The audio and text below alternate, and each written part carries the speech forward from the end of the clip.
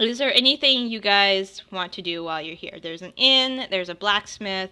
This is a full run, you know, large town, small city.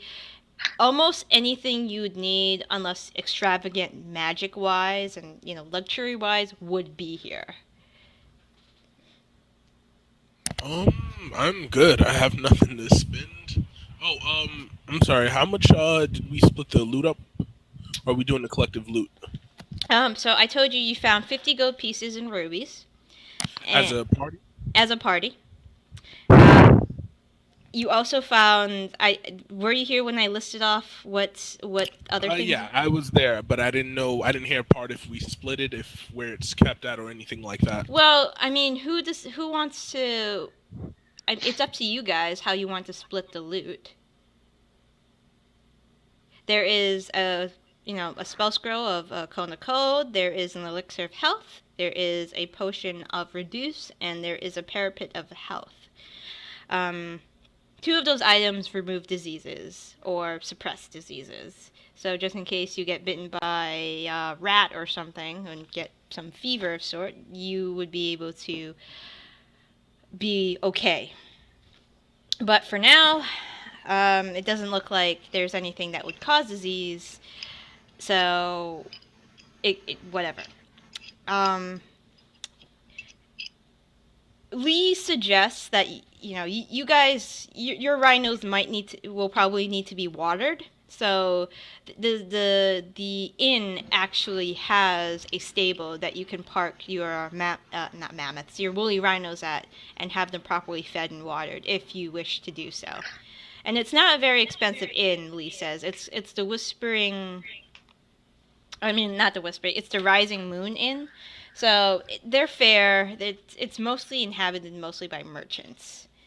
So that's his suggestion to you because your rhinos look a little tired. And That yeah. that sounds good. Let's go to the inn. All right. And did anybody want to go anywhere else, or does the inn sound fine to everybody? Then sounds good for now. Okay. Sounds good. All right. So let me put you guys at the inn. So you make your way to the inn. It's a modest place, and I need to get some tokens out. And ignore the woman with the frying pan and gun. She does not have a gun. This is what I find on the Row20 free store website stuff. Isn't it just the best? Yeah, it's wonderful. And I will put your tokens in here. So the inn is lively now. There is a bard playing in the corner. There are a couple waitresses serving people. It's around that time where people have stopped, their chore, like have finished their chores and they're headed to have a drink, forget about there's a goddamn war happening right outside their walls, and things of that nature. A lot of the patrons are Dragonborn, whether they're on duty in armor or just relaxing. There are a good number of Dragonborn here because this is now a military city. So there are a few Dragonborn hanging around, drinking, playing cards. Among them are a few of them are humans, and other people. I'm just putting people on the map. I need to find a bard who is. That is not a bard. That is a bard. That will work. Who is singing in the corner of one near the bar, just keeping people entertained. There's a couple of Dragonborn here. Hold on. Copy. Paste. And I'm just doing this to be real quick. And yeah, there's a bartender, and there is also an upstairs, and it looks like the barkeep, a couple people go to the barkeep for drinks or to get a room for the night. So it's very busy. I'd like everybody to roll perception checks, please. All right.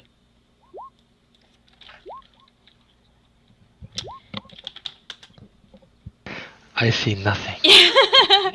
you see the bar. It's there. They do serve water. Bronn doesn't see anything. Wow. Okay. Actually, I beat all you guys in a wisdom check. Impressive.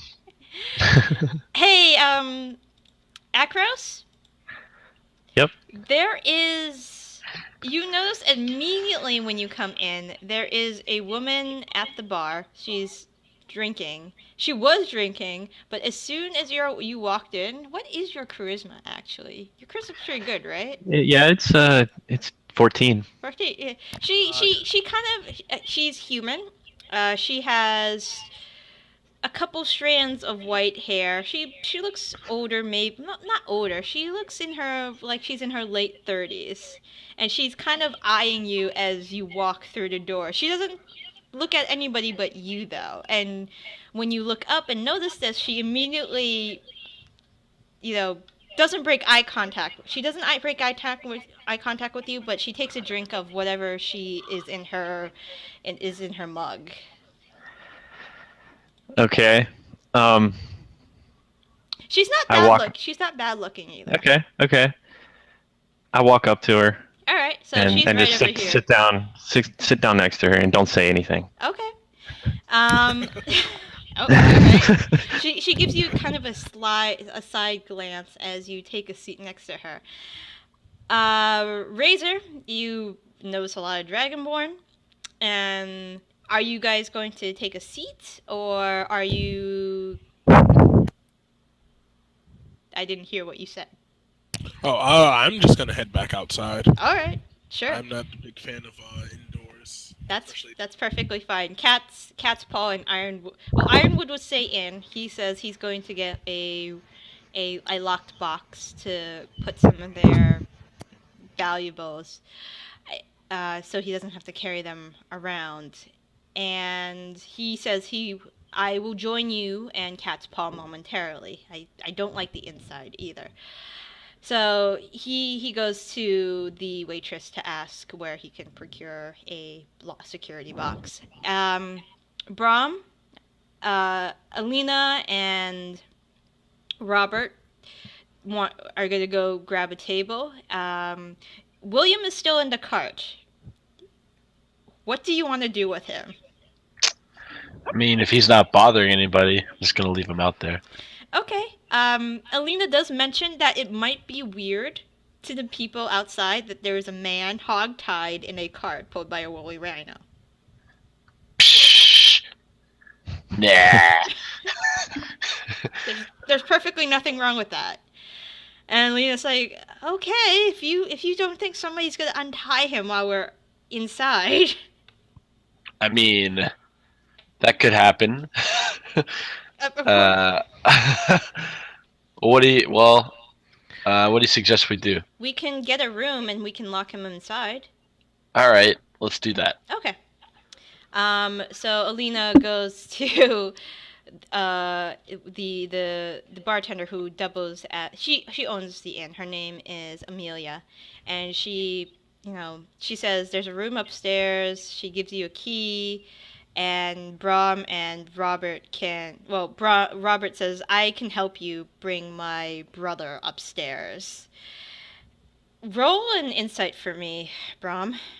All right.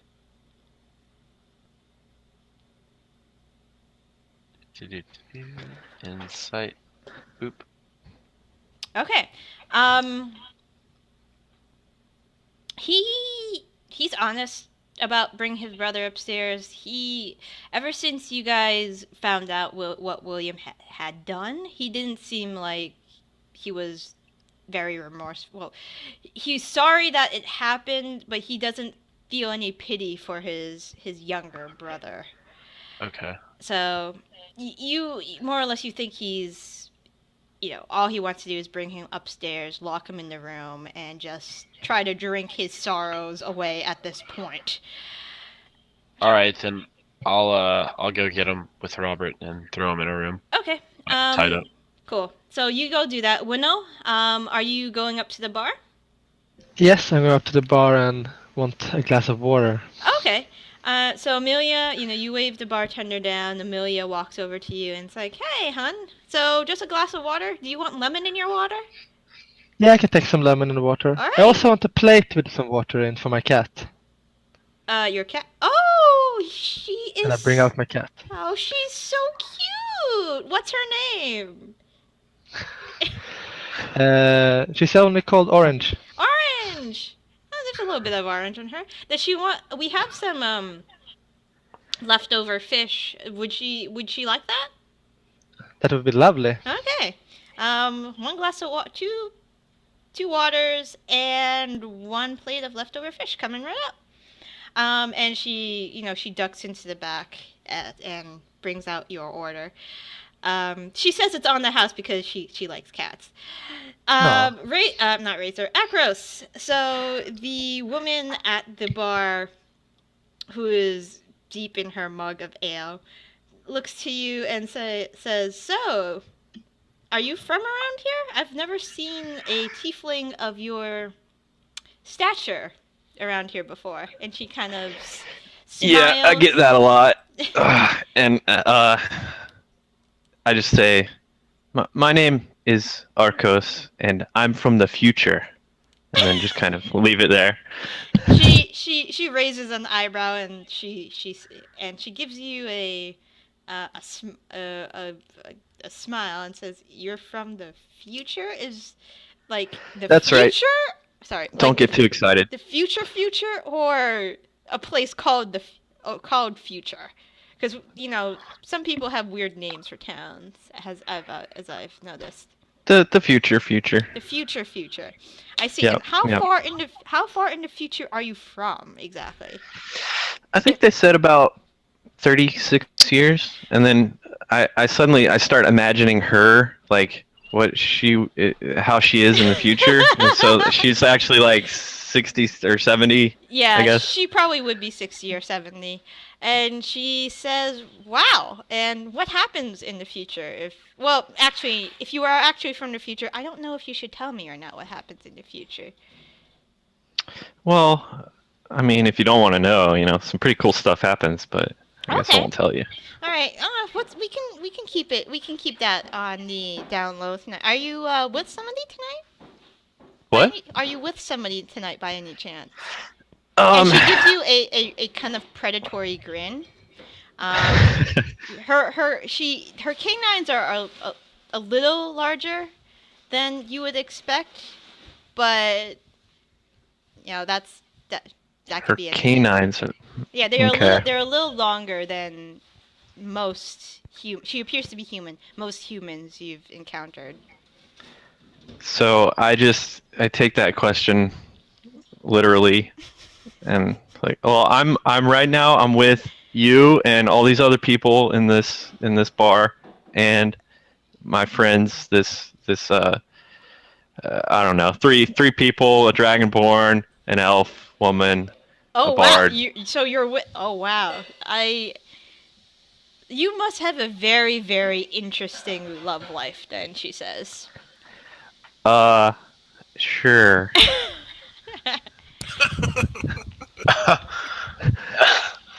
I laugh a bit. I say, why are your canines so big? You think I have big canines? Yeah, I just noticed that. I was just my teeth were always been like this ever since I was a kid. I mean, It's just kind of weird. Does that strike you as weird? It is weird. Razor, you and Ironwood and Cat's Paw are outside, trying to find a little place to kind of out of the way. It's hard to find a place outside out of the way. You know, Cat's Paw and Ironwood want to meditate, but it's busy. It's kind of crowded. So unless you're outside the city walls, it's hard to find a place to do nature stuff. Yeah, I get you. Oh well, I'll just down an alley or something, just a bit more quieter than the normal Oh, walking ways. all right, perfectly normal. And Ironwood, the elf will ask you. So, I've been trying to commune with the spirits. They are very similar to our time, of course, trying to figure out a way to get back home. And so far, I have come up on a blank. I say it's to be expected. Arcane magic is the reason we're here. It's probably going to be the way we get home. Probably. If only we had that weird wizard that flew off in the other direction. He seemed like he knew what he was doing, but I don't know where possibly he could be right now. Well, there is one thing. We know that I know that we were sent here because of the power of a relic. I'm guessing if we can find that relic and power it up, we can get back home. We could yeah. Maybe there's somebody in the past that knows where it is, but I've heard of relics before. They're very powerful, but they're very rare. I mean, it's not every day a god would just make an item for immortals like us. But I don't know. Maybe we can find another one or something like that. It's also baffling. I wish I was home right now. Oh well. Said wishing isn't going to do anything. Take that energy and put it on a way of finding us a way home. Right. So, are you from? Pardon my ignorance, but are you from Skorok by any chance?